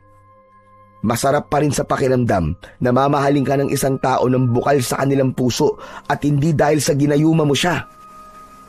Saka, may expiration date ang gayuma. Paano kung mawala na ng bisa? E di iiwan ka na niya tapos ikaw, iiyak ka na lang. E di ang labas mo, kawawan Romar. Sa bagay, may punto ka naman pare. Pero teka, maiba ko. Totoo ba yung mga sinabi ni Mansandro? Yung, anagob? Kahit kailan pare, ay hindi nagsinungaling si Mansandro sa mga tao rito sa amin. Lalo na sa amin ni tatay. Kaya sigurado ko na lahat ng sinabi niya kanina ay totoo. O ganon, isang malakas na aswang ang gusto kayong patayin ng tatay mo dahil ang pinatay na ito noon ng mga ninuno nyo. Tapos, dahil sa orasyon na ginawa ng tatay mo, ay nabuhay muli si Dungaw. Pare, hindi ka ba kinikilabutan? At bakit naman ako kikilabutan? Nakalimutan mo na ba yung hula sa'yo nung matandang babae? Parang lahat ng hula niya ay nagkatotoo na. Una, yung kailangan mong bumalik dito. Tapos ngayon naman, yung kailangan mong itama ang pagkakamali ng isang taong malapit sa'yo. Nakukuha mo ba ang ibig kong sabihin, pare? O baka gusto mong ipaliwanag ko pa sa'yo? Hindi mo na kailangang ipaliwanag sa akin, Romar. Alam ko na ang ibig mong sabihin. O di ba? Magaling talaga yung manghuhula na yun. Kaya naniniwala rin ako na dito sa lugar na to ko, makikilala ang magiging girlfriend ko. Oo na. Magaling nga yung manghuhula na yun. Pero maliligo lang muna ako tapos matutulog na. Saka na tayo mag-usap tungkol sa bagay na yan. Pumasok si Gavino sa kanyang silid. Kumuha siya ng tuwalya at nagtungo na siya sa banyo na nasa likod ng bahay nila para doon maligo. Makalipas ang ilang minuto ay tapos nang maligo si Gavino. Bumalik siya sa kwarto para magbihis. Habang nagbibihis ay naramdaman niya ang pag-init ng medalyon na nakasabit sa kanyang leeg. May kakaiba siyang naramdaman sa paligid. Tila nagbibigay ng kung anong babala ang kanyang anting-anting. Pare, dito ka lang ha. O bakit? May pupuntahan ka ba? Basta, kahit na anong mangyari huwag kang lalabas ng kwartong to. May kakaiba ako nararamdaman sa paligid. Nagtungo si Gavino sa kusina. Kinuha niya ang matalas na itak na nakalagay doon at saka siya lumabas ng bahay. Tumayo siya sa harapan ng pinto habang sinusuyod ng kanyang mga mata ang buong paligid. Sino nandyan? Sino nandyan? Magpakita ka sa akin! Nararamdaman kita! Lumabas ka! Mula sa itaas ng puno ng kaimito ay isang nakakatakot na nilalang ang tumalon. Isa yung nilalang na noon lamang nakita ni Gavino. Yun ay aswang na may malaking pangangatawan. Kulay itim ang balat at may dalawang sungay sa noo. Puro puti ang mga mata at maging ang mahaba nitong buhok ay puti rin ang kulay. Hindi natinag si Gavino sa kanyang kinatatayuan. Hindi siya nagpakita ng kahit konting takot kahit sa loob niya ay labis ang kaba na kanyang nararamdaman. Sino ka? Ikaw ba si Dungaw? Ako nga. At marahil ikaw ay si Gavino, ang nag-iisang anak ni Arman. Anong ginagawa mo rito? Kung nandito ka para patayin ng tatay ko, ay mas mabuti pang wag mo nang ituloy ang binabalak mo. Hindi ako papayag na saktan mo siya. Kailangan mo muna akong harapin. Nakakatawa ang pagtatapang-tapangan mo. Hindi ako natatakot sa'yo. Amoy na amoy ko ang takot mo. Sinasabi nang hindi ako natatakot sa'yo eh. Ano pa ba kasing gusto mo sa tatay ko ha? Hindi ba? Dapat ay magpasalamat ka pa sa kanya. Kundi dahil sa kanya, ay hindi ka babangon sa hukay mo. Wala akong dapat na ipagpasalamat sa iyong ama. Ang lahi niyo ang pumatay sa akin. Kaya nararapat lamang na ganun ang gawin ko sa inyo. At hindi ako titigil hanggat hindi kayo nauubos. Umalis ka na ritong demonyo ka. Bago pa kita patayin, Dungaw. Huwag mo akong minamaliit dahil hindi mo alam kung anong kaya kong gawin. Aalis ako, hindi dahil sa sinabi mo. Aalis ako dahil may tamang panahon para harapin kita at patayin. Kayo ng iyong ama. Papatayin ko kayong dalawa dahil kayo na lamang ang natitira sa angkan ng mga pumatay sa akin noon. Isang malakas na halakhak ang pinakawalan ng aswang na si Dungaw at sa isang kisap mata ay nawala na yon sa paningin ni Gavino. Luminga siya sa paligid pero hindi niya na nakita pa ang aswang. Nang masiguro niyang wala na si Dungaw ay saka siya bumalik sa loob at saka isinarado ang pinto.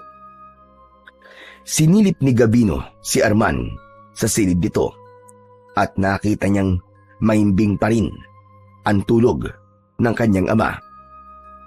Matapos yun ay saka siya bumalik sa silid nila ng kaibigan niyang si Romar. Naabutan niya si Romar na nakasiksik sa isang sulok habang may hawak na kutsilyo. Nanginginig ito at bakas sa muka ang takot. Ano pare? Umalis na ba si Dungaw? Umalis na ba siya? Oo pare, wala na siya. Teka, ano bang ginagawa mo dyan? Sumilip kasi ako sa bintana, pare. Nakita ko si Dungaw habang kausap mo siya. Sa totoo lang, pare, kanina hindi pa rin ako naniniwala sa mga sinabi ni Mang Sandro Pero, nang makita ko si Dungaw ngayon, nagbago na ang isip ko, pare. Totoo nga mga aswang, pare. Totoo mga aswang. Kaya pala may kutsilyo kang hawak Akala mo siguro aatakihin niya tayo rito sa loob, ano? Oo, pare. Pero, ang lakas ng lobong hamunin siya kanina na para bang marunong ka makipaglaban sa aswang. Bakit, pare? Kaya mo bang makipagsuntukan sa halimaw? Kahit wala akong kasanayan sa pakikipaglaban, ay haharapin ko pa rin siya. Hindi ako papayag na magtagumpay siya sa pagpatay sa amin ni tatay. Saka hindi ba, meron akong suot na anting-anting? Ang sabi ni tatay sa akin ay magagamit ko to para makipaglaban sa mga aswang. Nakakatakot naman pala dito sa lugar nyo. Paano ako nito makakahanap ng nobya kung may aswang pala sa paligid? Aray ko. Mabuti pa siguro ay bumalik ka na sa Maynila, pare. Baka madamay ka pa sa galit sa amin ni Dungaw wala ka namang kinalaman dito. Kaya makukonsensya lang ako kapag may nangyaring hindi maganda sa'yo habang nandito ka. Ayoko, pare. Ayokong bumalik sa Maynila nang wala akong kasamang girlfriend. Sayang naman ang punta ko rito, no? Kung aalis akong mag-isa. Anak ng teteng, oo. Talagang girlfriend pa rin ang iniisip mo kesa sa buhay mo? Aba, syempre. Yan naman talaga ang pinunta ko dito, di ba? Saka, kahit paano, malaki naman ang tiwala ko sa'yo, pare. Naniniwala ko na matatalo mo ang Dungaw na yun. Ikaw pa ba? Ay, nako. Bahala ka sa buhay mo kung ayaw mong umalis. Basta hindi ko maipapangako na kaya kitang protektahan mula kay Dungaw, ha? Ang priority ko ay si tatay dahil mahina siya. Hindi niya kayang ipagtanggol ang sarili niya sa kalagayan niya ngayon. Oo, huwag ka mag-alala, pare. Kaya ko rin ang sarili ko. Oo na. Naniniwala na ako sa'yo. Pero, pwede ba tayong matulog na, pare? Hindi na babalik yung Dungaw na yon? Siguro hindi na. Ang sabi niya kasi, may tamang panahon para magharap kaming dalawa. Kaya sige na, matulog ka na. Nang mahiga si Gavino, ay inilagay niya sa ilalim ng papag ang matalas na itak upang kung sakaling may hindi inaasahang mangyayari ay madali niya yung makukuha. Maya-maya pa ay tulog na si Romar sa kanyang tabi. Ngunit si Gavino ay gising na gising pa rin dahil iniisip niya kung kaya ba talaga niyang labanan at talunin si Dungaw sa oras na kailangan niya na itong harapin. Kinabukasan ng umaga, naunang nagising si Gavino kay Romar kahit pa madaling araw niya nang nagawang makatulog. Bumangon siya at dumiretso siya sa kwarto ni Mang Arman. Nakaupo si Mang Arman sa gilid ng higaan. Nakatanaw yun sa labas mula sa nakabukas na bintana. Tumabi si Gavino sa kanyang ama. Oh, gising ka na pala anak. Sandalit maghahanda muna ako ng almusal natin. Mamaya na po, Tay. Ako na po ang bahala sa bagay na yan. Gusto po sana kitang makausap ng tayong dalawa lang. Tungkol ba sa mga nalaman mo kagabi mula kay Mansandro? Naipaliwanag na po sa akin ni Mansandro ang lahat, Tay. Ang gusto ko pong pag-usapan natin ay si Dungaw. Tay, nasa labas po siya kagabi ng bahay natin. Nakausap ko po siya at nalaman ko na nais niya tayong patayin bilang paghihiganti sa pagpatay sa kanya ng ating mga ninuno. Yan na nga ba sinasabi ko? Kaya gusto kitang umalis dito. Ay dahil ayoko madamay ka sa galit ni Dungaw. Tay, wala na tayong magagawa. Damay na po talaga ako dahil anak niyo ako eh. Pero wag po kayong mag-alala, Tay. Gagawin ko po ang lahat para patayin siya. Hindi mo siya lalabanan, Gabino. Kung meron man dapat tumarap sa kanya ay ako yun. Tay, hindi mo siya kaya sa kalagayan mo ngayon. Mapapahama ka lang. Gagaling din ako, Gabino. Kaya nga ako ginagamot ni Mansandro ay para bumalik ang lakas ko. At kapag nangyari yon, ay saka ko siya haharapin. Sisiguraduhin ko na ako ang papatay sa kanya. Ako ang dapat na gumawa nun. Dahil ako naman talagang dahilan kung bakit siya muling nabuhay. Pero Tay, wala pong kasiguraduhan kung kailan kayo gagaling.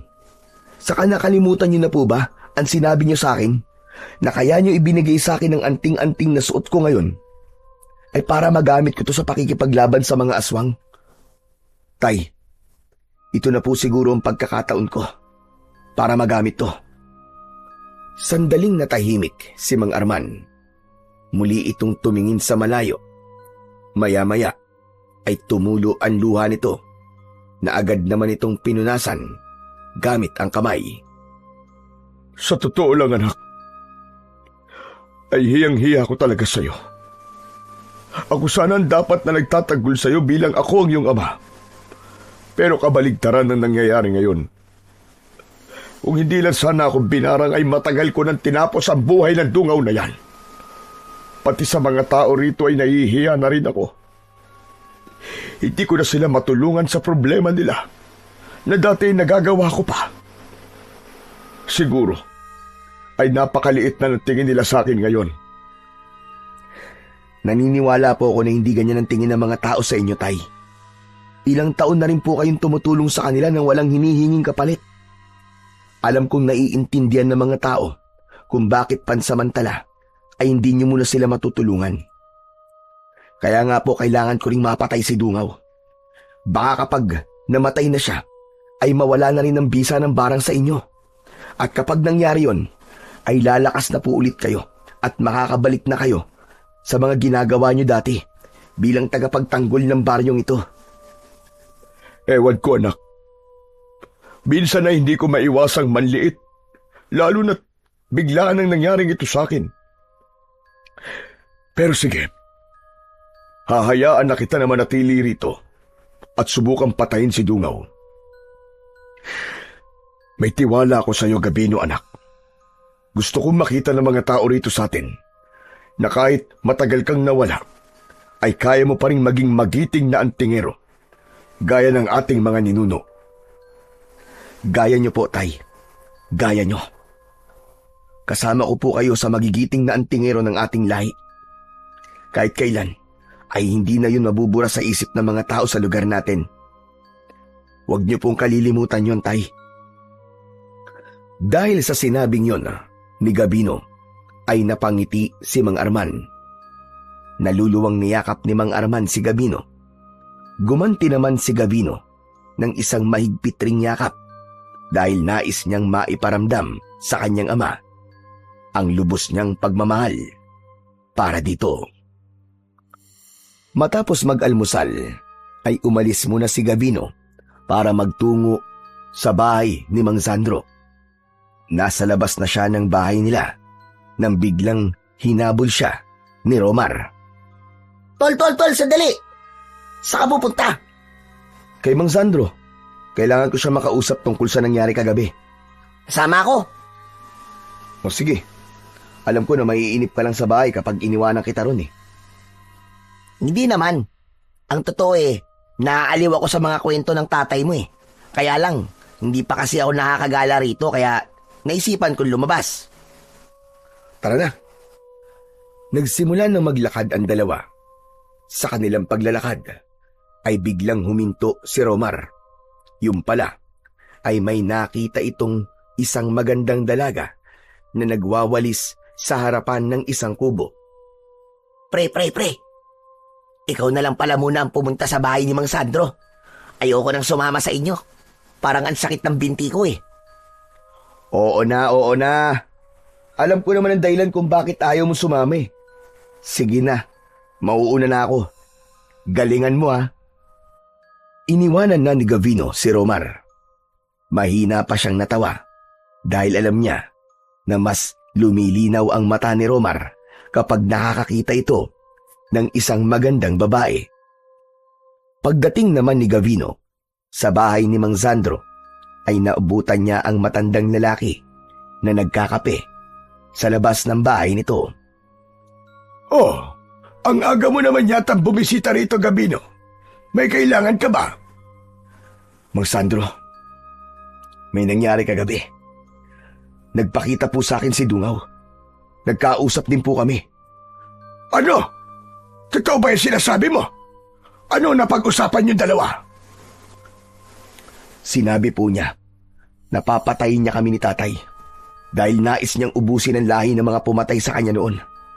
Ang hinala ko po, kapag napatay niya na kami, ay saka naman siya sasalakay ng tuluyan dito sa ating baryo. Alam niya kasi na kapag wala na kami ni tatay, ay wala nang makikipaglaban sa kanya at magtatanggol sa baryo. Nakita mo na? Hindi ba't tama ang lahat ng sinabi ko sa'yo? Naniniwala naman po ako sa mga sinabi niyo, Mang Sandro eh. Pero may isang bagay lang po sana akong gustong kumpirmahin. Kapag po ba napatay ko si Dungaw, ay babalik na po si tatay sa dati? Mawawalan na po ba ng bisa ang barang sa kanya? Oo, gagaling ang tatay mo sa sandaling mamatay si Dungaw. Isa yun sa paraan para mawala ang barang ni Dungaw kay Arman. Kung ganun man, Sandro, kailangan ko pong mapatay si Dungaw sa lalong madaling panahon. Hindi ko na po kayang makitang nahihirapan si tatay. Masama mang pakinggan, pero natatakot po ako na kapag tumagal pa si tatay sa ganung kalagayan, ay tuluyan na po siyang mawawala sa akin. Ayoko pong humantungan lahat sa ganun, lalo na't nagkaayos na po kami ni tatay. Maganda ang hangarin mo, Gabino. Kaya sigurado ko na magtatagumpay ka. Pero, paano mo papatahin si Dungaw? Ipapaalala ko lang sa'yo na hindi siya pangkaraniwang aswang. Isa siyang hanagob. Sa totoo lang po, Mang Sandro, ay hindi ko pa rin po alam ang gagawin. At hindi rin po ako sigurado kung kaya ko ba siyang patayin. Pero desperado na po akong iligtas ang buhay ni tatay. Ito po ang paraan ko para makabawi sa ilang taon na tiniis ko siyang hindi dalawin. Kung kailangan mo ng aking tulong, ay magsabi ka lang. Tandaan mo, nakakampi niyo ko ni Arman sa laban niyong ito. Maraming salamat po sa inyo. Gusto ko po sanang malaman kung saan nagtatago si Dungaw. Baka alam niyo po. Base sa mga narinig ko, sa mga taong nakakita kay Dungaw, ay nakita nila itong pumasok sa isang kuweba na malapit sa isang puno ng balete doon sa may gubat. Maaaring ang kuwebang yon ang ginagawang tirahan ni Dungaw. Salamat po sa impormasyon na yan, Man Sandro. Sige ho, mauuna na po ako. Mag-iingat ka, Gabino. Sana'y magtagumpay ka sa pagpatay mo kay Dungaw. Pagpalain ka nawa ng dakilang lumika. Muling nagpasalamat si Gabino kay Mang Sandro bago siya tuluyang umalis. Pagdating niya sa kanilang bahay, ay sumalubong sa kanya ang impit na pagdaing ni Mang Arman mula sa kwarto nito. Nagmamadaling pinuntahan ni Gabino ang kanyang ama at nakita niya itong nakahiga sa sahig habang namimilipit sa sakit. Nag-aalalang nilapitan ni Gabino si Mang Arman. Tay, ano po nangyayari sa inyo? Ano po masakit sa inyo, Tay? Napakasakit na tiyan ko, anak. Hindi ko na kaya. Pakiramdam ko ay mamamatay na ako. Sandali lang po. Tatawagin ko lang po si Mansandro. Ngunit hindi pa man nakakatayo si Gabino nang biglang sumuka ng itim na likido si Mang Arman. Labis silang nagimbal dahil may kasamang mga uod at iba't ibang uri ng insekto ang likidong yun na lumabas sa kanyang bibig. Matapos sumuka, ay bigla na lamang nawalan ng ulirat si Mang Arman. Sandaling iniwanan ni Gavino si Mang Arman at bumalik siya sa bahay ni Mang Sandro. Sinabi niya sa matandang lalaki ang nangyari at kasama niya itong binalikan si Mang Arman. Wala pa ring malay si Mang Arman nang dumating sila. Inihiga ito ni Gabino sa kama. Inilapat ni Mang Sandro ang palad nito sa tiyan ni Mang Arman at napailing ang matandang albularyo. Bakit po kayo umiiling? Kumusta na po si tatay? Nawalan siya ng malay dahil sa labis na pananakit ng kanyang tiyan. Ngunit ito ay hindi normal na sakit ng tiyan, Gabino. Dulot ito ng pambabarang sa kanya. Kailangan kong maging tapat sa'yo. May posibilidad na tuluyan ang mamatay ang tatay mo kapag tumagal pa siya sa ganitong sitwasyon. Kung ganun po, Mang Sandro, kailangan ko nang mapatay si Dungaw. Ganun na nga. Yun lamang ang tanging paraan para matapos na ang paghihirap ni Arman.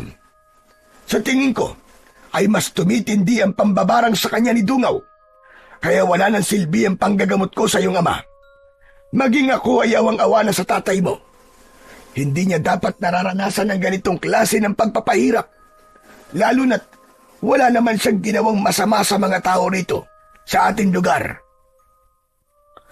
Nang sandaling yon ay mas lalong sumidi ang kagustuhan ng binatang si Gavino na patayin si Dungaw upang iligtas ang buhay ng kanyang ama. Bago sumapit ang dilim, ay dinasalan at inorasyonan ni Gavino ang anting-anting na ibinigay sa kanya noon ng kanyang ama na si Mang Arman.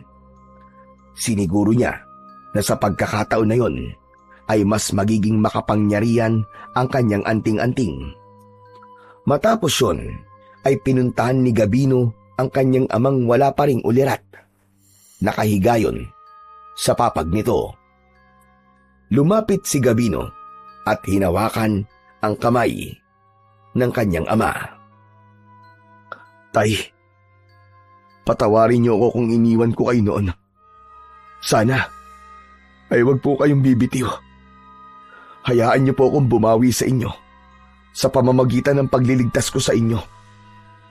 Nangangako po ako na papatayin ko ang halimaw na si Dungaw dahil yun lamang ang paraan para mawalan ng bisa ang pagbarang niya sa inyo. Sa pagkakataon na yon, ay dumating na si Romar.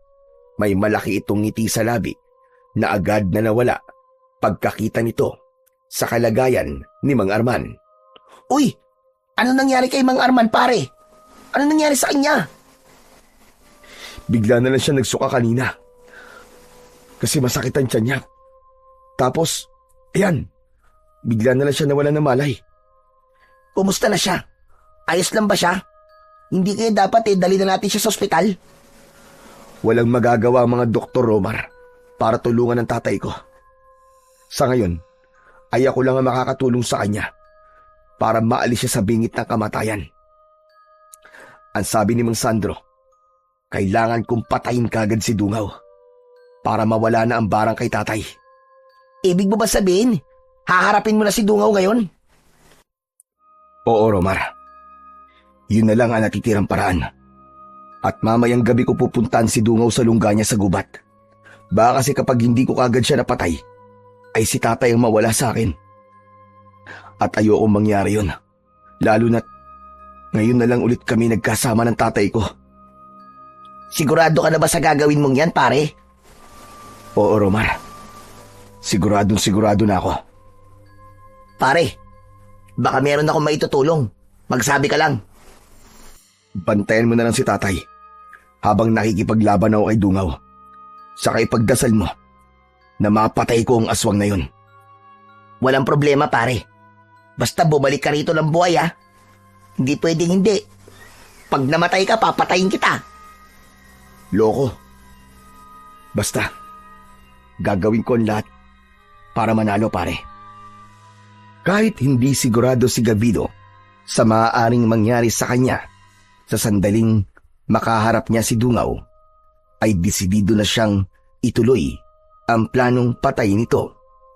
Gagawin niya ang lahat para mailigtas lamang ang kanyang ama na nanganganib ang buhay ng sandaling yun. Kinagabihan ay naghanda na ang binatang si Gavino sa pagtungo sa pinagtataguan ni Dungaw sa gubat. Kinuha niya ang bagong hasa na itak at hindi niya kinilimutang isuot ang kanyang anting-anting. Romar, ikaw na munang bahala kay tataya. Bantayan mo siyang maigi. Walang problema, pare. Pero sigurado ka ba? Nalalabanan mo si Dungaw nang ikaw lang. Wala na akong pwedeng asahan sa oras na to, pare, kundi ang aking sarili at ang Panginoong Diyos. Teka. Ano kaya kung samahan na lang kita? Tutulungan na lang kitang patayin ng aswang na yon. Salamat, pare. Pero hindi na kailangan. Dito ka na lang at samahan mo si tatay. Mas kailangan ka dito, pare. Okay, sige. Ikaw ang bahala. Basta, mag-iingat ka. Ipagdadasal ko rin na sana ay makauwi ka rito ng buhay. Marang tumango si Gavino at saka siya umalis ng kanilang bahay. Tinahak ni Gavino ang papunta sa gubat habang may bitbit na lampara na siyang kanyang tanglaw sa kanyang dinadaanan. Noong bata pa siya ay madalas silang maglaro sa gubat, kaya kahit paano ay natatandaan pa rin niya kung nasaan ang kuwebang sinabi sa kanya ng matandang albularyo na si Mang Sandro. Makalipas ang halos kalahating oras na paglalakad, ay narating na niya ang naturang kuweba. Inilapag niya sa kanyang paanan ang lamparang dala niya habang nakatayo ng ilang dipa mula sa bunganga ng kuweba na may katabing malaking puno ng balete. Dungaw! Alam ko nandiyan ka! Lumabas ka, tarapin mo ako! Naghintay si Gavino ng ilang sandali, pero kahit yabag ng paa ni Dungaw ay wala siyang narinig, kaya muli siyang sumigaw. Dungaw! Hindi ko na kayang hintayin ang sinasabi mong tamang panahon para maglaban tayo! Ngayong gabi, kailangan isa sa atin na mawala. Kaya harapin mo ako! Lumabas ka dyan! Hinahamon kita, Dungaw! Sa isang laban hanggang kamatayan! Isang malakas na halakhak ang narinig ni Gavino mula sa loob ng kuweba. Maya-maya pa ay lumabas na mula roon ang halimaw na si Dungaw na may nakakatakot na ngiti. Ginagambala mo ang aking pagpapahinga. Binabalaan kita. Kung nais mo pang mabuhay, ay umalis ka na. Wala akong pakialam sa pagpapahinga mong hayop ka. Magpasalamat ka na lang dahil ako na mismo nagpunta sa'yo rito. Hindi mo ba naiisip na wala kang kalaban-laban sa akin? Mga ninuno mo nga, kahit marami sila, ay hindi nila kagad ako napatay. Ikaw pa kaya na mag-isa lang? Huwag mo akong masyadong minamaliit, Dungaw. Dahil hindi mo alam kung anong kaya kong gawin sa'yo. Lalo na't buhay ng aking tatay na nakasalalay dito. Gagawin ko ang lahat para mailayo siya sa bingit ng kamatayan. Kahit pantanging paraan para magawa ko yun, ay ang patayin ka! Tama ka! Hindi dapat kita maliitin, lalo na't ikaw ay mula sa angkan ng magigiting na antingero. Pero itong tandaan mo, binata. Sa oras na mapatay kita, ay agad kong isusunod ang iyong ama. At alam mo ang kasunod kong gagawin pagkatapos nun. Gagawin kong aswang ang lahat ng tao sa inyong baryo upang makabuo ako ng isang imperyo ng mga aswang na sasakop sa iba pang lugar. Sa inyong baryo ko itatayo ang aking bagong kaharian. Hindi ako papayag na mangyari yan. Hindi ko hahayaan na magtagumpay ka sa masama mong binabalak, Dungaw. Mas lalo mo lamang akong binibigyan ng dahilan para patayin kang demonyo ka. Masyado nang humahaba ang ating pag-uusap. Simulan na natin ang pagdadala ko sa iyong kamatayan. Titiyakin kong pagsisisihan mo ang iyong kapusukan.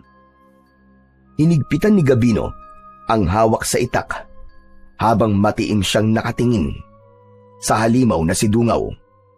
Naramdaman niya ang bahagyang pag-init ng suot niyang anting-anting. Hindi man niya kasama ng pisikal ang kanyang ama, ay ramdam na ramdam niya ang presensya nito.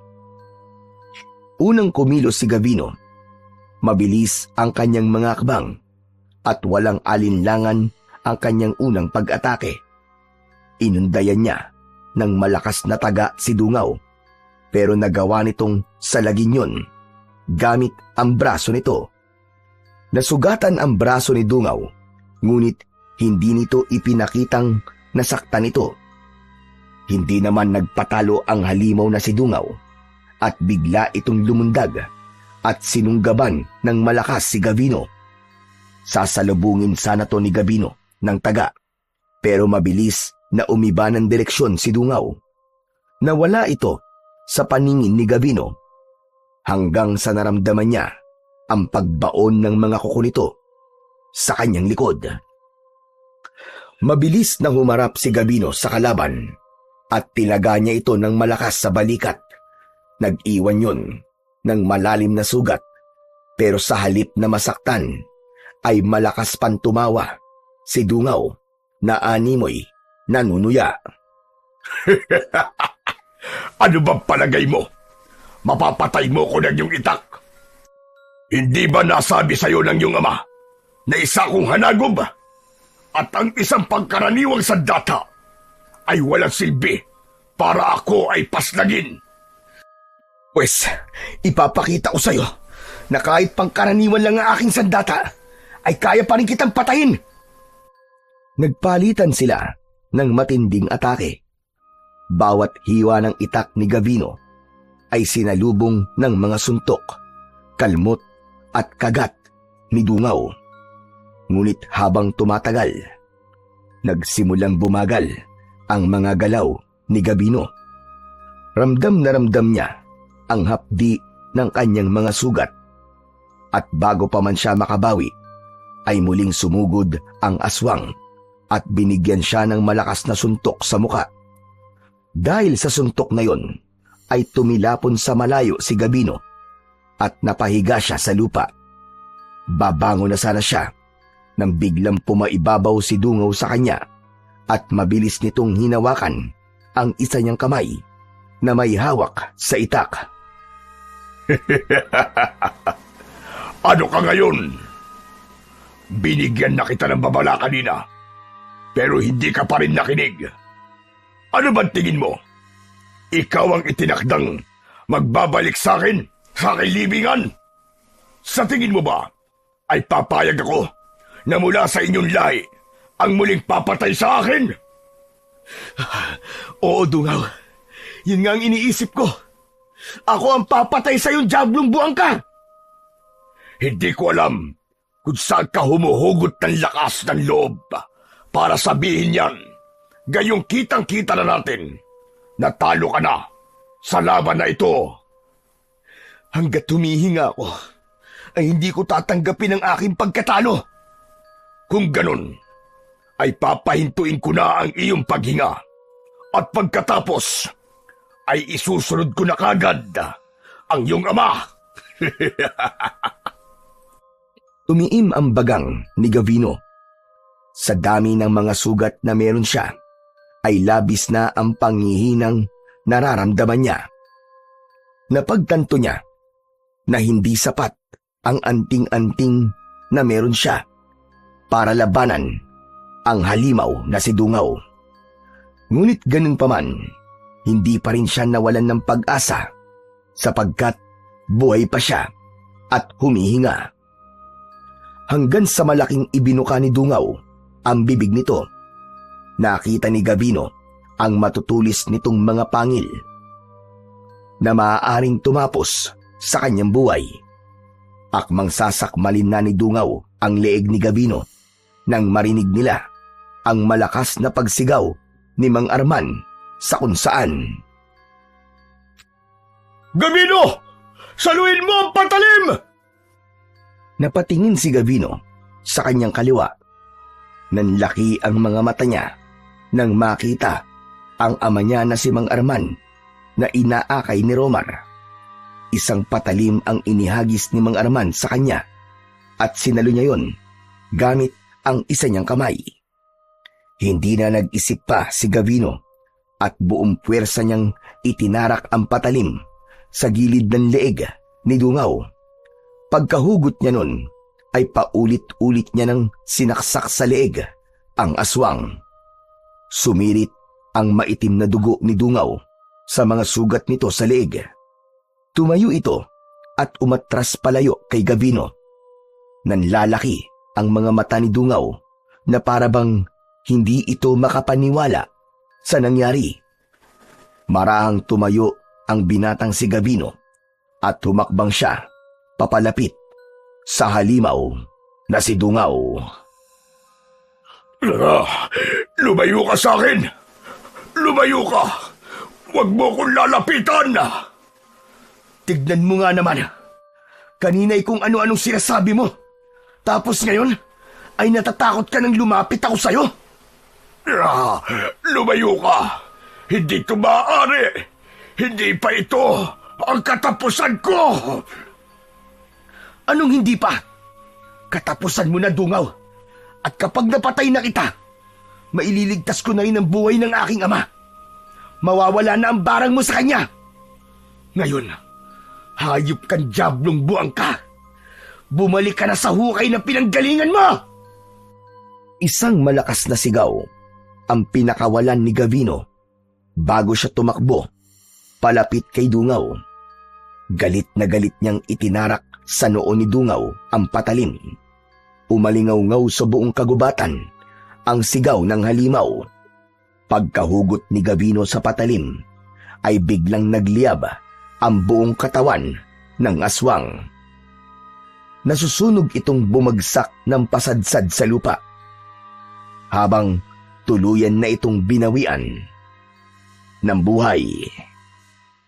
Masayang lumapit sina Arman at Romar kay Gavino. Maigpit na niyakap ni Gavino ang kanyang ama na si Mang Arman. Tay! Romar! Maraming salamat at dumating kayo. Kung di niyo ako tinulungan, ay baka napatay na ako ni Dungaw. Alam mong hindi kita maaaring pabayaan, anak. Kaya nang malaman ko mula kay Romar kung nasad ka at makikipaglaban ka kay Dungaw, ay agad ko sinabi sa kanya na kailangan ka namin puntahan para ibigay sa iyo ang patalim na hawak mo ngayon. Kung ganun, ano po ba ang patalim na to? Yan ay isang patalim na pinanday ng isang ninuno natin na malakas na antingero. May dasal yan at sadyang ginawa yan upang patayin ang mga kagaya ni Dungaw. Ang mismong patalim na yan ang pumatay noon kay Dungaw. Kung ganun, tay, totoo nga ang sinabi ni Dungaw na hindi siya mapapatay ng isang ordinaryong sandata lamang. Kaya pala, kahit napakaraming beses ko na siyang nasugatan, ay hindi pa rin siya namamatay. Walang talab sa kanyang sandata ko. Kaya tay, salamat po talaga at dumating kayo. Salamat din sa iyo, Tol, Romar. Kasi, ikaw ang nagdala kay tatay rito. Maaasahan ka talaga. Siyempre naman, pare. Gaya ng tatay mo, ay hindi rin kita pwedeng pabayaan, no? Ikaw lang ang natitira kong best friend, eh, kahit ganyan ang itsura mo. Sira ulo. Ang mabuti pa umuwi na tayo. Kailangan ko ring ipagamot kay Mang Sandro ang mga sugat ko. Aray, ngayon ko nararamdaman ng hapdi. Aray ko. Bagamat napakaraming sugat ni Gabino sa kanyang katawan, ay mas lamang ang kasiyahan niya ng sandaling yon. Sapagkat wala na ang halimaw na si Dungaw, nailigtas niya ang baryo nila mula sa nakatakdang pagsalakay nito, at higit sa lahat ay nailigtas din niya ang buhay ng kanyang ama. Malaki ang paniniwala ni Gavino na ngayong wala na si Dungaw ay babalik na rin ang lakas at sigla ng katawan ni Mang Arman. Nang makarating na sina Gabino sa bahay, ay agad na sinundo ni Romar si Mang Sandro sa bahay nito. Maingat na ginamot ni Mang Sandro ang mga sugat ni Gabino gamit ang langis at isang orasyon.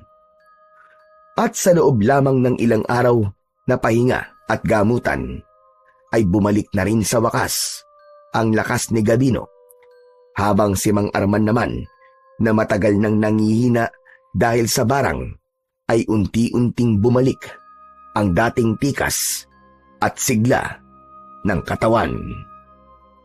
Kumalat sa buong baryo ang balita tungkol sa pagpatay ni Gabino kay Dungaw. Ang takot na bumalot sa buong baryo ay agad na nawala.